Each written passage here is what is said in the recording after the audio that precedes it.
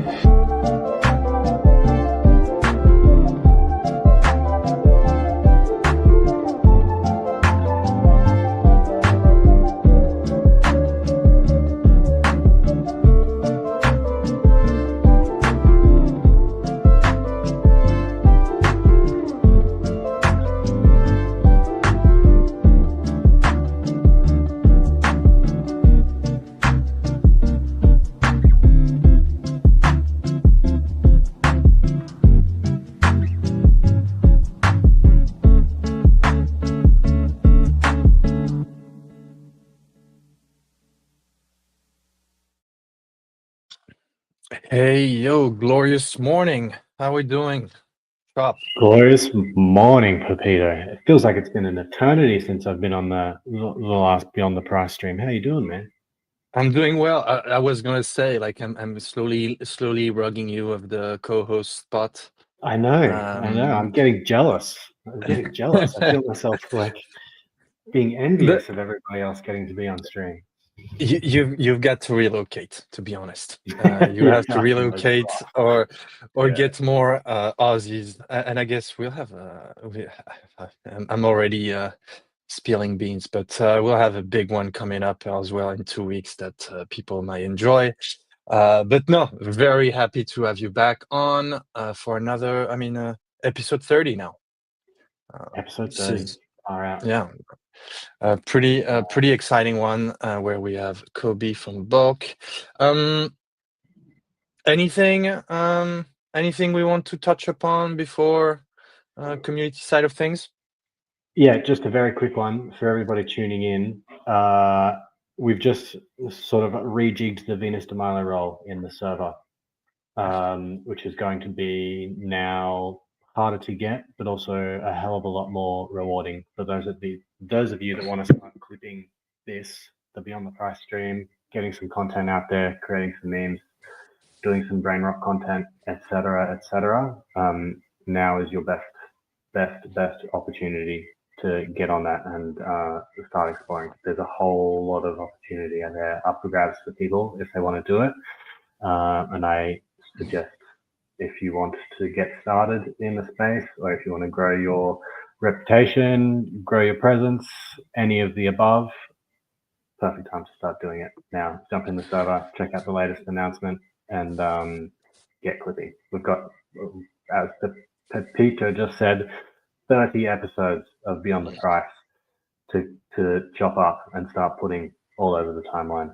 And no doubt there's going to be a whole lot more content that people are going to be able to play around with into the end of this year and all throughout next year as well. We're only going to be ramping this up more and more as we go. So rewards for how did you call it? Brain rot content. That sounds about as good as it gets. And I'm sure there's some nonsensical stuff we said on here that needs to be clipped and put on repeat. Yeah. Anyways, absolutely. we've got Kobe in the back. I'll have him jump on. Kobe, welcome to Beyond the Price. Very excited to have you on today. How are you doing? Thank you very much. It's a pleasure to be here. Yeah, I'm a little jet lagged, so please do bear with me if I stumble the way through this podcast. But other than that, feeling pretty good. How about yourselves? Excellent. Couldn't be better. Awesome. Jet lag. Where have you been, Kobe? Just headed back to the UK, and now I'm back in Singapore, back home. Oh, okay. Nice, similar climates. It's hot and sweaty, I bet. Yeah, not too sure about the sun, whether that's going to make an appearance at all, but definitely hot and sweaty. Yeah, I'm kind of jealous because you guys must be walking around in t-shirts while I'm just fighting the near freezing temperatures here. It's quite funny actually, because while I was back in the UK, I don't own any jumpers or trousers or anything. I've had to raid TK Maxx while I was home and get some clothes just to stay warm. Who's this madman walking in shorts, no socks and t-shirt in London? No, very cool. But no, Kobe, thanks for taking the time. Super excited to have you on. We've been it's been great working with you guys on all what you guys are building and supporting you. But to kickstart, can you tell us a bit about yourself, your background, and maybe how you got into in this crazy crypto industry? Sure, yeah. So pre-crypto, I was in the telecoms industry, basically leading change and transformation. Long story short, was training old people on new systems. But yeah, I was passively doing some Forex and stock investing in around early 2016. And yeah, kept seeing these like insane multipliers and percentage growth from various different currencies in crypto, and thought, right, well, I'm gonna have to try and check this out. And yeah, naturally ventured on over, started just placing some bids, and the more I started to really understand the technologies that were powering these assets and how everything worked, is the more I sort of dove deeper in. I've always been like fairly anti-establishment, so anything that was sort of like promoting self-sovereignty and having that ethos of like your assets, freedom of movement and all that sort of stuff is something that resonates quite strongly with me. So yeah, got into a bit more of a professional capacity in 2020. More so 2021 is where it really started to pick up. I actually started out as a Discord moderator, left a very cushy job in the Web2 world. Fiance at the time was not too happy about that. But completely fell in love with someone who's always been like community or marketing focused. Completely fell in love with how easy it was to form communities around like these NFTs, tokens, and providing spaces for like, people coming home from work and just spending all their hours just chopping it up in a Discord. Really made me fall in love with like what can be achieved here in terms of like that front facing stuff. And then obviously as I dove deeper into the tech stack, just really fell in love with how things will work here and what it possibly enables. That's awesome. That's awesome, Kobe. What's your role with Bulk Trade?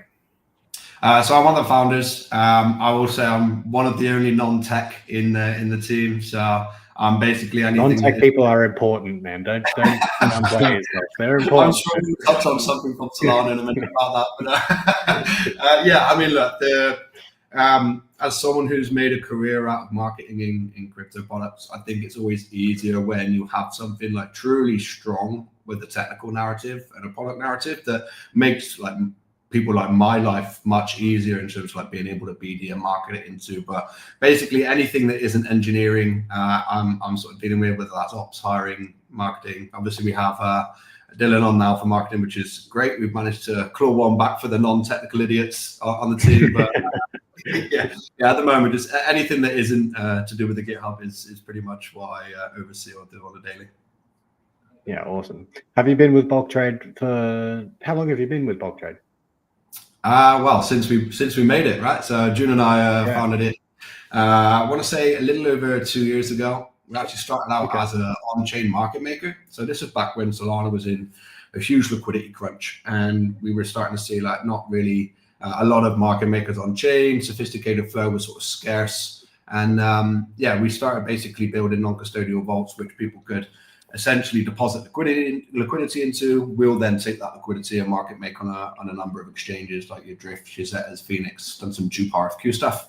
But yeah, it was during that time we really understood like why we were in a liquidity crunch here. And the long and short of it was like the cost of merely making, whether that's opening orders, canceling orders, whatever it may be, was massively eaten into the revenue made on spreads, right? So as a natural byproduct of that, your spreads got wider, pricing got worse, and the capital inefficiency on chain just ended up hurting retail. And again, market makers or sophisticated flow will only really operate where taker flow is. So we kind of had this like chicken and egg problem of like, well, we can't get makers on chain because of how expensive it is to make on chain, but takers won't come where there's no liquidity and depth in asset pairs, right? So instead of just sort of chasing our tail and trying to understand what we can do to navigate around that, we thought, well, why not just build our own exchange, right? And I think for the most part, and this is something that we've been saying internally for the longest time, the goalposts have been moved so far wide of what a DEX truly should be, and it's often the sacrifice of either performance or decentralization.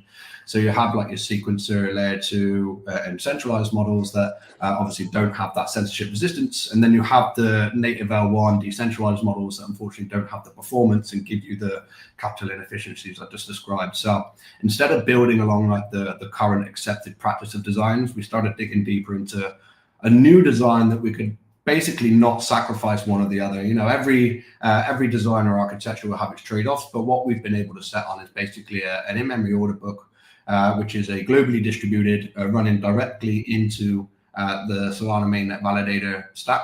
And what that basically affords us is alignment with the layer 1 of Solana. Again, there's so many benefits from the network effect to the institutional acceptance and everything sort of beyond that from building on Solana, but then we also get the benefits of like an off-chain performance review where the network or the order book itself is a network. We have our own consensus, and we can benefit from things like gasless orders, 20 millisecond matching, and everything that you would expect as a high-frequency exchange. It's super interesting. And one quick cue I have is I've seen the Bullet guys trying to do a SVM L2, or I'm not even sure of the pure technical accurate terms, but is it some sort of, I guess a year or two ago, we were talking about the Solana network extensions. Is this something that falls in that category or a bit different that you guys are doing? Like, no, so network extensions or layer 2s typically operate on a single sequencer, right? So how you can imagine Bulk is a sidecar network on a modified Solana validator client. So we're technically like our own L1. We're a pseudo network. We have our own consensus mechanisms, but we don't fragment liquidity away, and there's not a single prover. So like the thing is with single sequencers is you're trusting a singular black box to execute your transactions and do everything the right way. Whereas we have anyone who runs a validator is essentially a sequencer, and we're not reliant on any single source of truth, which I'm imagining will become more relevant in this conversation as we speak on the partnership with you guys in a moment. No, and so what does this, I mean, in terms for the user, myself, I'm a Solana trader. I go these days on Drift, Flash Trade, Jupiter to Perps and so on. How does this, materialize for me? Oh, I can go on Bulk, the exchange, and start trading as simple as that? Yeah. So this is kind of like, we put a lot of thought into that user journey, right? Because ultimately like that end user is where we want to make sure things are kosher on. But yeah, as you would any Solana dApp, you just deposit into the exchange and you can trade away. Any sort of standard application that you're using to transfer assets is the standard user journey. So in 3 clicks, you're trading. Cool. As far as interoperability goes, Kobe, are you guys able to move over to any sort of SVM-based ecosystem because of that, or is it a bit more complicated than that? I know at the moment, as far as I'm aware, you're just Solana-based. Is that right? Yeah, so we've been getting this question a lot actually, and like we always think like this sort of stuff is secondary to execution, right? Like the focus has to be on execution. It has to be on delivering performance in an exchange worth using before even making it interoperable or composable. But yeah, essentially we're a sidecar, right? So we could technically pick that up and drop that into whichever ecosystem. But again, like there's a reason we chose to build on Solana, right? There's a battle-tested, consensus-aware network that has been institutionally accepted over many years of trials and tribulations. And like for those who probably underestimate how hard it is to build your own L1 and your own validator ecosystem, not only is it a massive startup cost, which takes a solid amount of time to really get going, but then it's also the case that you now need to have that tested under load for a period of years to even get to a point of institutional acceptance. So the way we see things is like that plus the network effects, plus like just Solana in general being the best chain to build on in terms of like the technical perspectives is why we're choosing to remain here. I think if we're actually serious about bringing institutional capital on chain and bringing like all these assets and the Nasdaq on chain, then we really need to have infrastructure that supports it, but that needs to be happening today. We could build our own network and ecosystem, but that's not going to be accepted today, and we're going to miss the boat, right? So ultimately what we wanted to build is something that was as close to home as possible, that maintained not just network alignment but economic alignment with Solana, and yeah, as a result of that we can tap into that network effect while obviously utilizing the distributed network. Yeah, I'd love to know a little bit more about that economic alignment with Solana, and perhaps what advantages you think you're able to bring. Sure. So for the most part, like, and you see this is where like a lot of exchanges or like network extensions or L2s really fall over with being able to tap into the network effect of Solana, right? It's because if you want to have that economic alignment, you have to be able to be providing a positive REV back into the chain. So the way we're able to do that is basically revenue made on the exchange or via the order book is distributed, or a percentage of it is distributed back to validators that run the stack. And obviously validators are Solana mainnet validators, so you have to run Solana as well as say GTO and Bulk. So we're actively putting cold hard USDC back into the validators that run in the stack. And obviously if you've been keeping up on the conversations around validators at the moment, I think this is a real solid way you can really start to like reduce emissions or reduce that inflation in terms of Solana and subsidize it with clients that are actively willing to pay back those who are sort of verifying and participating in the network. So the way we're able to do that is obviously we generate revenue on the exchange, we kick back some of that revenue to the folks that are helping run the order book. That makes a lot of sense. I like that. That's a variation on the model that I don't think is very prevalent at the moment, which is really cool to see. Good question from Ramses here in the chat too about what advantages you guys have, or you guys have compared with other perps in the current meta, and how you guys are approaching it. Obviously, it's a pretty crowded space at the moment, not just in Solana, but in the ecosystem more broadly.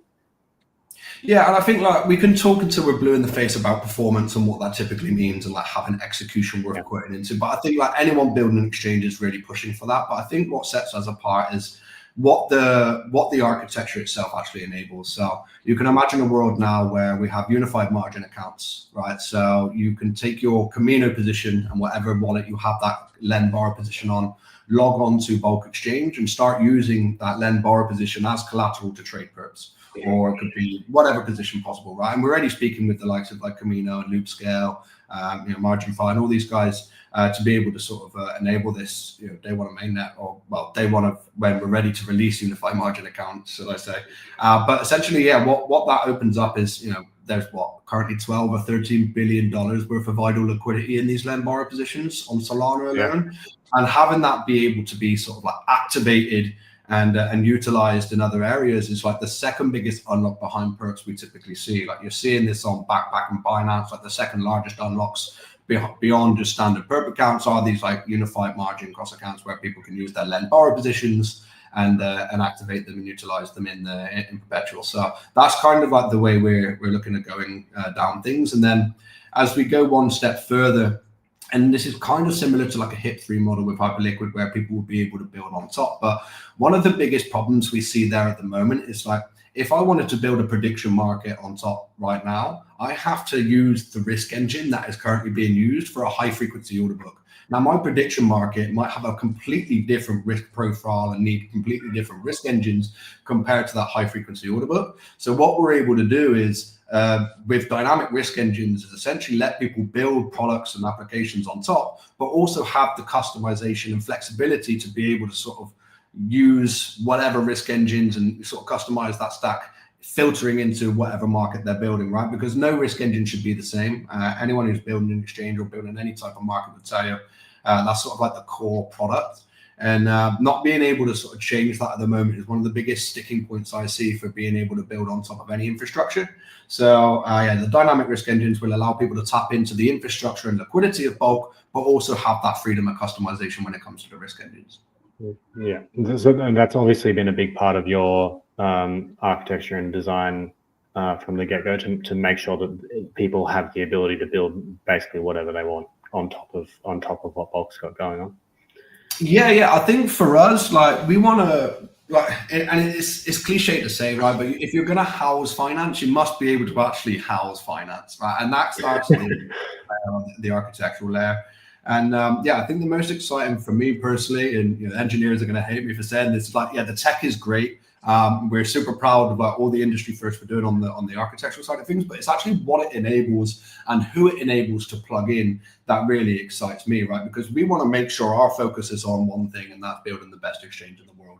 But then there's going to be prediction markets, lend borrow markets, other markets that we haven't even seen yet that will be coming up over the next 1, 2, 3, or however many years. And I think if we're able to sort of actively not only help support that growth, but provide the foundations for those to be built on, then it's only going to grow the pie for not just us, but the whole ecosystem in general, right? So we're looking to really keep our focus on the core product, but then enable anyone to build on top of it with freedom of customization. Yeah, awesome. So I mean, this gets me more balked as I'm hearing you, Kobe. Now, I mean, maybe a tough topic, but testnet was planned for a couple of days ago. You guys made the decision to delay. I'm super interested into what behind the scene of making that decision to say, okay, guys, we're not ready. Let's delay for now.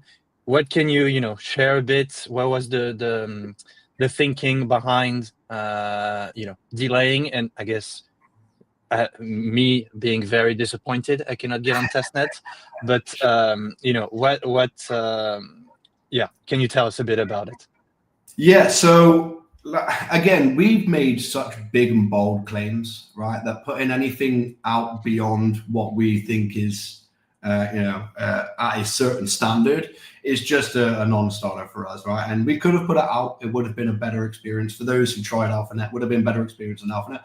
But for ultimately, like, my opinion is you get one impression when it comes to this sort of stuff, right? And you've seen this happen time and time again, where a product maybe started bad and now is actually good, but can't find that user traction because they sort of destroyed all the trust in the early stages, right? So I think for us, like, I would rather take the extra 3 to 5 weeks, however long it will take, to really put out something that we're proud of, than to rush something out that we don't really want to put our name to, right? And I think doing the engineers a disservice by putting something out that they're not comfortable with.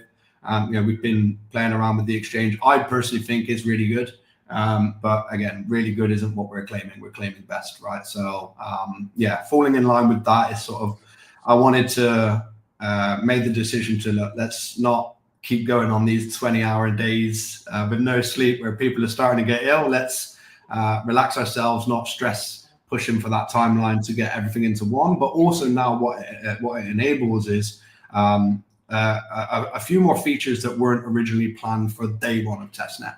So yeah, it's not ideal, and let's just discuss the elephant in the room. Right, delays are never good. There's never a good spin to put on a delay by any means. But yeah, I'd rather get stick for a little bit of a delay than a crappy product. So that was kind of where we sort of settled on. Yeah, it enabled great marketing strategy. yeah, we just blue ball everyone into using those when the time's right. But no, like, it was a tough decision. Obviously, as the non-technical noob here that's going to have to deal with the fallout of that, wasn't a decision we made lightly. But yeah, it was the right decision to make for the right reasons, and as a result, we're going to get a more complete testnet experience. For the people listening in that want to get involved in the testnet when it eventually releases, what can they be doing, or what should they be doing to get ahead of it now that they've got a bit of extra lead time? Sure, yeah. So I think for the most part, like, and I've been getting this question an awful lot, and for me, like, it's not something that I want being farmed. Obviously, a pre-TG exchange that has this much hype is always going to have an element of farming. But for us, like, the way we want to prop things up is like, be a user, like, understand what the product is, understand how you can best position yourself in a product like this, and then be a user. Like, there's going to be obviously a lot of work behind the scenes into like ironing out who's Cybele and who's not. But yeah, for people wanting to get involved, I will just say, and this is kind of like a blanket statement I've been sharing, anything we put out, whether it's the validator, whether it's some of the campaigns that will be coming out very soon, or the exchange itself, just participate as an organic user. Understand the product, play around with it. If there's things that have bugs or features that you don't see that you have on other exchanges, let us know. But yeah, what I will not suggest to do is to set up a bot farm and just buy and sell. Like, that sort of stuff is, although it's really good for us to be able to test how the exchange does under load, it's not going to do a great amount for you. So yeah, I'll just say be a genuine user, have genuine questions, and if it's something that excites you, stick around. Yeah, awesome. I love it. You mentioned some campaigns coming up. Can you elaborate on any of those at all, or just any strategies around user acquisition, or what you guys are looking at once testnet rolls around? I'm not sure. I wouldn't have my head bitten off if I mentioned specific campaigns.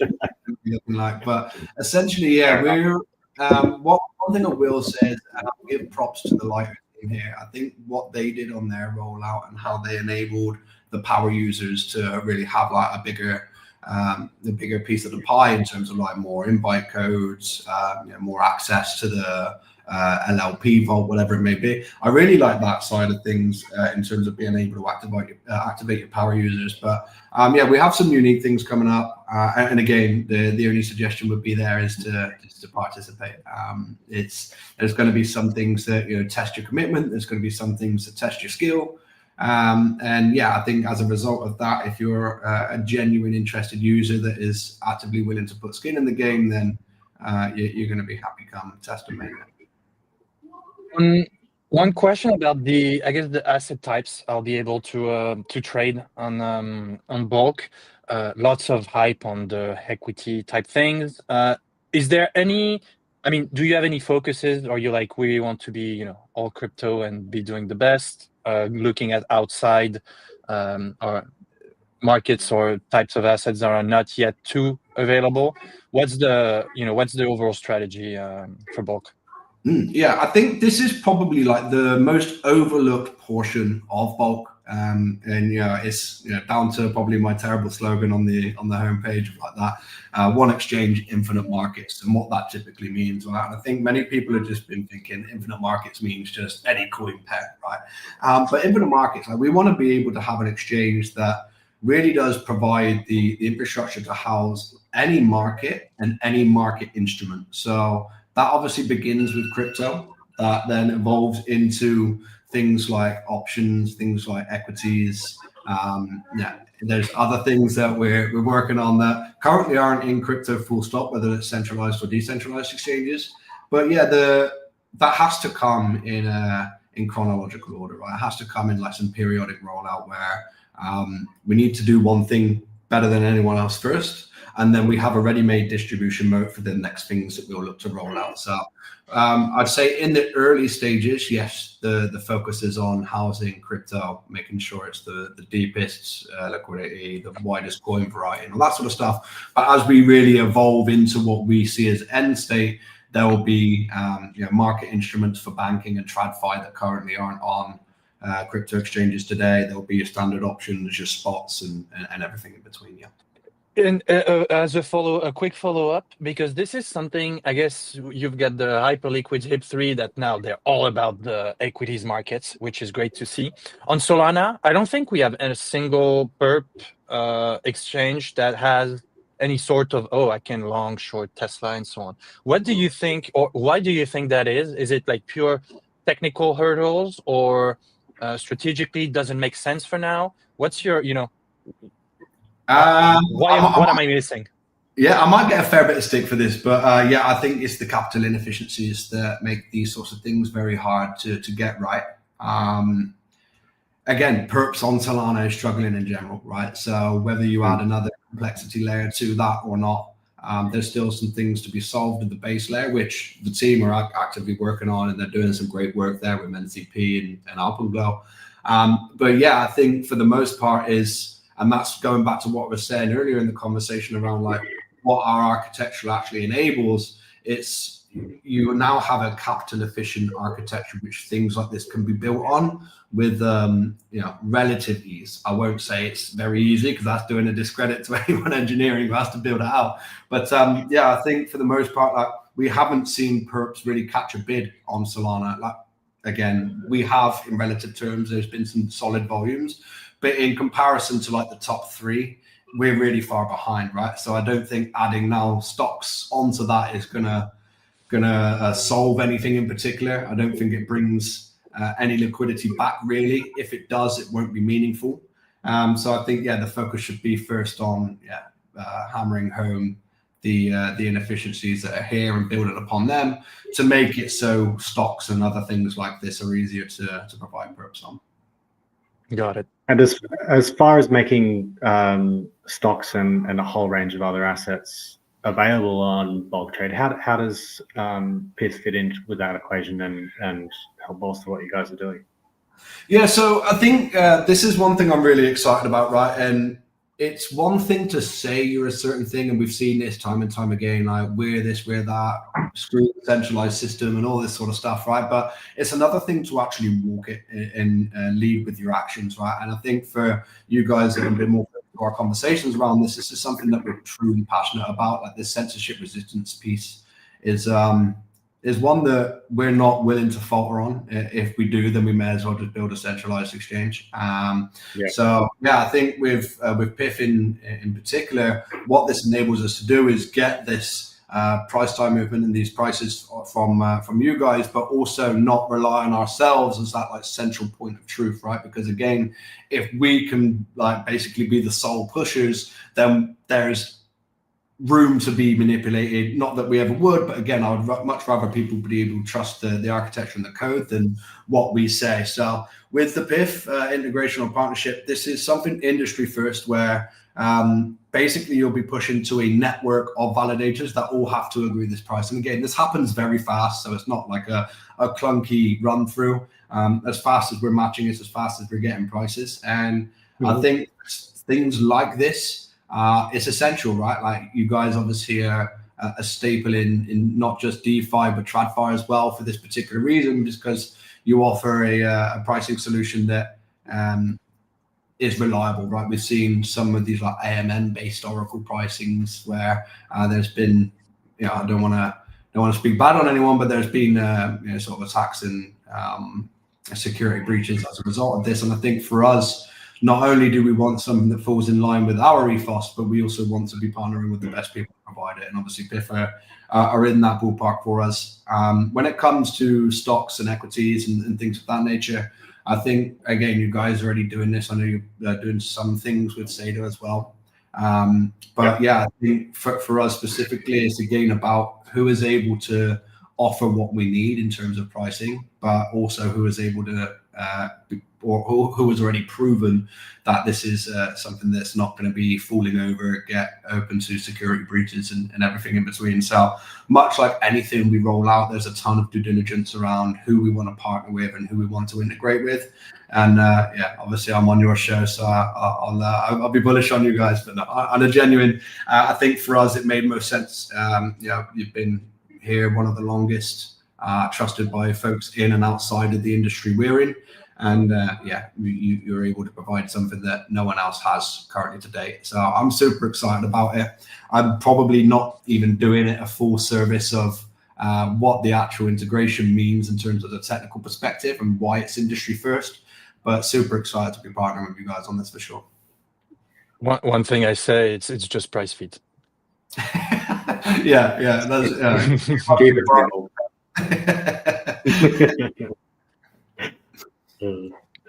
No, but that's a very good, I think, overview. And from my very marketeer knowledge, is yeah, it's prices getting pushed to all the entire validator set, which is you know, get this censorship resistant, decentralized objective and mission that you guys are, you know, not just talking about, but walking the talk. That's super exciting. And yeah, an industry first, very novel type of integration that I would expect people are gonna, you know, look at it and say, hey, this is interesting, we should do more of that. We want royalties for any other deal you do the same, by the way, okay?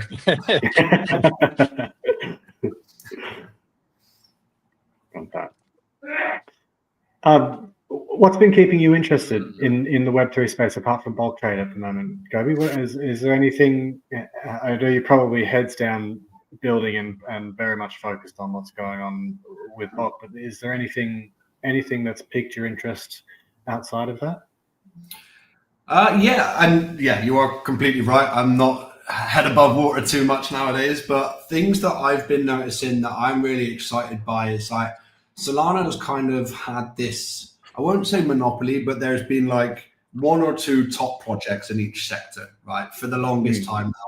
And with the introduction of people like Titan, with like Loopscale, like Hilo, you're really starting to see those like top spots, not even just challenged, but flipped. And that's one thing that's very exciting for me. So like we really, during our sort of like seat discussions, we were talking around like how the winners or the current leaders have sort of become complacent with that top spot of we're getting on the volume, this is where we are, and this is sort of like pre-hyperliquid, right? So like everyone's winning, everyone's happy, and there's been no real innovation beyond that.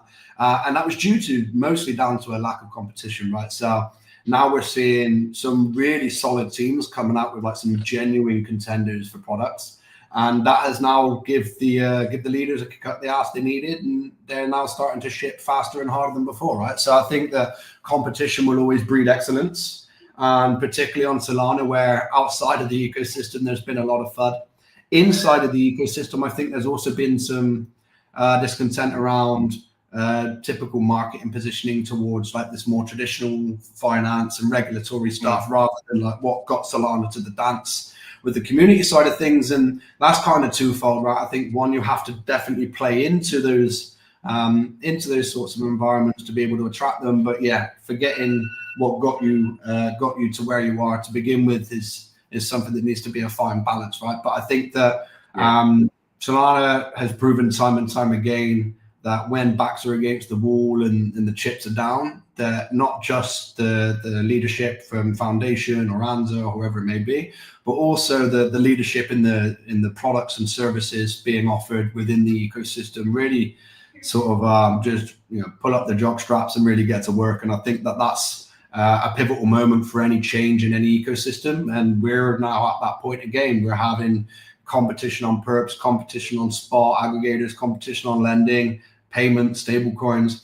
And I think that will only ever result in a better Solana And then when you filter in the fact of Anza shipping, Alpenglow and MCP, and Jito doing BAM and ACE, and all of these sorts of really solid things that are coming as this culmination of events that will eventually lead to a better ecosystem. I think that prices are down, whatever. I never really care about price movements, but as an ecosystem, there's a lot to be excited for. I think I couldn't agree more. I think actually the prices being down actually only amplifies that competition too, because we're all playing for a smaller user base and fighting a lot harder to get what we want and squeeze what we can out of what everybody's doing and to get more users in. So it's actually I know it's kind of cliche, but it's a really, the bear markets are in some sense a lot more exciting than bull markets for that reason, I think. It's very right. I think like it's easy to have fun and be bullish during a bull market, but it's who's sticking around during that bear market and who's building. And again, like you rightly said, like we're fighting over scraps right now, right? We're fighting over thinner liquidity on thinner pricing, whereas now we're having to go outside of the ecosystem to bring users in, which is ultimately the holy grail, right? Like you don't just want a product that serves the ecosystem you're in. You want a product that brings people into that ecosystem. That's the sort of like the positive alignment that you get, and that's the sort of product or service that really gets amplification and help from the ecosystem it's serving. So I think we've never been at a better time for a load of people to prove their products and themselves, and I'm excited to be a part of the race for sure. And we couldn't have prices going up going into breakpoints. This is non-negotiable for a breakpoint to be the lowest sentiment possible to bring us back up. To be fair, like you say this as a joke, but yeah, I think like it's almost cyclical now, right? I think there's some inner workings going on for this. I think when all is lost, when all hope is gone, breakpoint is here, and then it's up only. So yeah, obviously not financial advice, but I think you're right. I'm excited for this breakpoint. We'll be attending. I think June and I will both be speaking at some points over the weekend. I think that like always, breakpoint is a solid event or a solid time of year where people can really go to understand beyond the noise of online, like what's actually going on within the ecosystem and who's actually building and who's actually contributing. And that's typically amplified at these in-person events, right? So I'm super excited. It'd be good to see everyone again. Like we've been chained to the radiator in the dungeon now for the longest time. So getting out of the crowds would be nice as well. But I'm excited for it for sure. Nice. Getting some fresh air in Abu Dhabi. Yeah, well, I'm not sure how fresh the air is there, but we'll try nonetheless. We'll try. You mentioned you'll be speaking, Kobe. Your other co-founder, did you say, will also be speaking at? Yeah, so I think I'm not sure exactly what we'll be speaking on. It'll either be one of us doing some form of presentation and the other one on a panel, or vice versa. Okay. And then I'll be doing something for Super Team as well as part of their accelerator demo day type thing. Yeah, awesome. We'll have, I think, a pretty decent community presence there in Abu Dhabi. Pepito, you're going, aren't you? Yes, I am going. I'm planning to take my phone and just be filming pretty much the entire thing and get some good content out there. So I'll have to grab Kobe at some point and harass him into a skit or an interview. Who knows? Nice. Sounds good. I love it. There was one great question in the chat. Whose dog was barking? Yeah, that's mine. Sorry. Now we need proof of dog. I'll post some on Twitter later. I don't have any other questions, Chop. No, we've actually covered a whole lot of really good specifics that we had noted down. It was very thorough, Kobe. Thank you very much. I appreciate it. It's been awesome. I'm sure we'll do a couple more of these soon. But I think just to sort of like from my end, just to close out and add a caveat onto sort of where we're at. We're literally building things that have never been built before. And that's not like necessarily just in terms of end product, but in terms of architecture and process to get there. So it's been like truly, truly amazing watching these engineers go to work. They truly are the best at what they do. And as a result of that, obviously things will always come up that we don't expect, and we have to adapt to. And there's no like framework that we can follow, because again, like we're building the framework, right? So much like anything that's sort of like pioneering in the new direction, that stuff takes time. But yeah, all I can do is apologize and just say it's going to be an infinitely better experience as a result of it. Awesome. I think the community is much happier with a better product rather than something that's been rushed and just pushed out there. So For sure. definitely agree with that. We have a question that we ask our guests at the end of every Beyond the Price episode, Kobe. If you were to be joining crypto today, knowing all that you know, with all the experience that you have over your many years, what's one piece of advice that you would give yourself or somebody else looking to dive deep and get involved? Oof. So I would say your network is your net worth. So do your best to find something that you are skilled at, talk about it, document your journey on it, and meet new people as a result of it. I think that the biggest opportunities I've had, whether that's personally or for the business in terms of BD and raises, has been connections I have made, whether it's at events, whether it's in social groups or in certain chats. So yeah, it doesn't matter how much you know or how much you think you know. There's always someone who knows more. So yeah, God gave us 2 ears and 1 mouth. Use them in that order. That's beautiful. I think that's the first time very good. I've heard that. Yeah. That's fantastic. That's very good. Might have to tweet that. Yeah. Awesome, Kobe. Thank you very much for joining us, mate. This has been great. I appreciate it. Thanks very much for having me on. Speak to you soon, guys. See you at Breakpoint, sir. Damn. Very good one. Great. Yeah. That was great. I mean, for 30, it had to be a good one. And Sure. no, I'm actually, we've got a very exciting lineup for the next few weeks, I think. Because next week, the big week, Monad mainnet. Ooh, it is, isn't it? I almost forgot. That should tell you a bit about, or give people a hint on what type of or what time, what guest we might have next week. Might be a different format as well. Cool. I'm looking forward to that. That'll be great.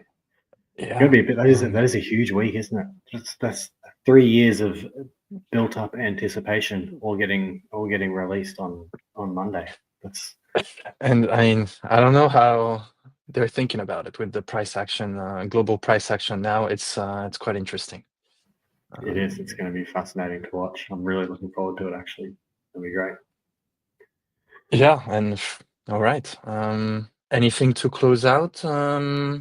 I can do a quick roundup of ecosystem stuff. Actually, yesterday, big one. Members cap joining the network. Some yet to be seen types of products coming on chain. And Pyth bringing some good old price feeds for it. I think we've got lots of cool stuff happening. Pyth Pro stuff is coming along very nicely, and we'll have a huge activation and huge stuff happening at Breakpoint. Very, very excited about it. Some great creative stuff, community stuff. So yeah, if you're watching, coming around Breakpoint, please find me or any other Pythians, and we can chat and have some fun. And yeah, I guess full steam Monad for Pyth will be there day one with some price feeds and some randomness that people absolutely love. So yeah, it's gonna be that's gonna be a busy weekend making sure we're all ready for it on the marketing front, so and community side of things. So that should be a good one. Should be good. Full steam ahead. Big couple of weeks to end the year. Should be good fun. Locked in. 6 weeks to go till end of year. Let's make the most out of it. Let's do it. Peter, it's been a pleasure, mate. Yeah, always. was a good one as well. And see you all next week. Number 30 in the books. See you, everyone.